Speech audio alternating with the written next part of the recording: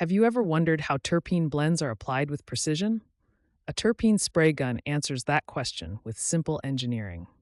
It turns liquid into a fine, controlled mist, which helps spread the blend more evenly than pouring or dripping by hand.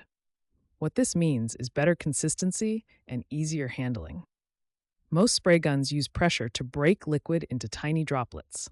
Those droplets leave the nozzle in a set spray pattern, and that pattern can often be adjusted. Some models are manual, while others connect to automated equipment. A typical unit includes a reservoir, nozzle, trigger, and sometimes a pressure source.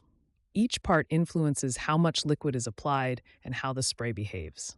People choose this tool when they need control, coverage, and less waste. To put it simply, the right setup depends on the blend, the size of the task, and the precision required.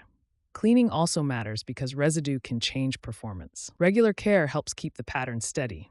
In production, that stability supports repeatable results and a more efficient workflow. For clearer tower education, learn more at Terps USA.